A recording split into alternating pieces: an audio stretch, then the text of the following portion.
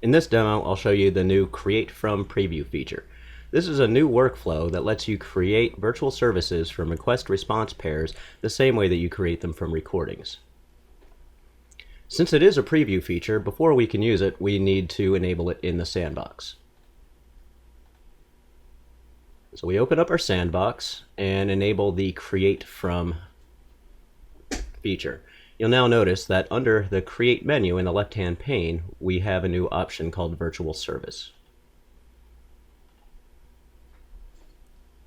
When we're ready to create a new virtual service, the first thing that we get is a tile screen that gives us our options for ways that we can create a virtual service.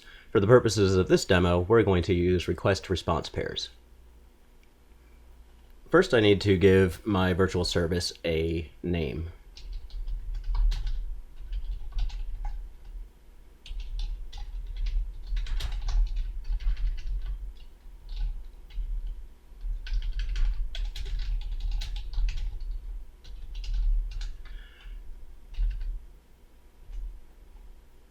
And once I have given it a name and description, I can add request response pairs to my virtual service.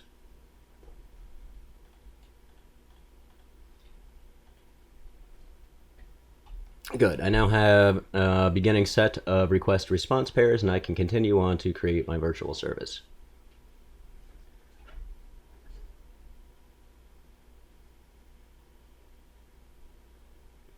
This next window gives me the set of all the transactions that were contained within the request response pairs provided, and I can go and look at the request and the response data that was included. Now, other things we can do is we can modify these transactions right here and now. One thing I realized is that in fact I don't want operation 9, so I can just go ahead and delete that. So now it's gone. I have this request response pair, but now I'm realizing that, oh, I'm missing another operation that I wanted to virtualize. Unfortunately, that operation is not available right now. So I can go ahead and close out my work.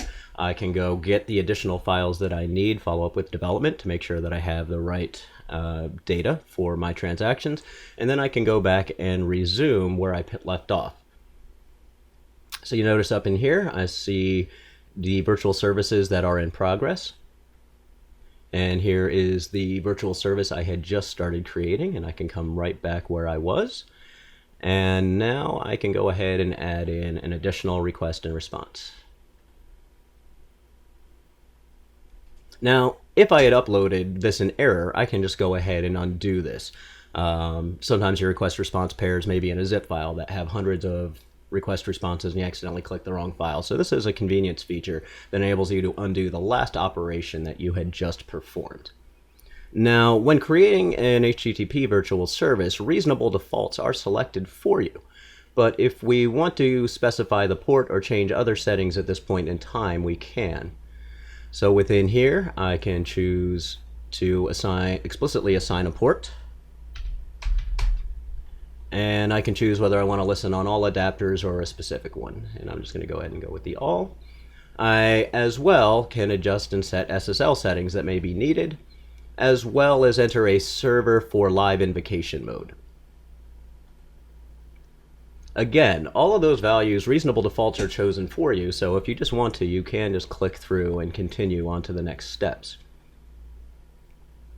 Now, for those of you familiar with recording, all of this should look very familiar to you. I can take a look at my data protocols, noticing that the correct one has been automatically selected. So I can continue onwards. Should the DPH have required any configuration, I would be able to do so here, but JSON does not need any configuration. And now I can save my virtual service.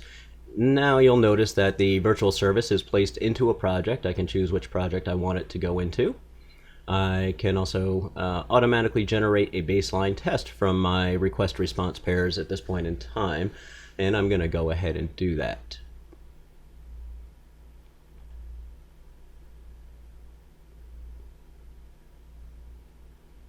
So the new virtual service is created, and I can find that virtual service right here with my virtual services where it was created, and I can also find the auto baseline test that was generated. And here are those auto baselines that were generated as part of creating that virtual service.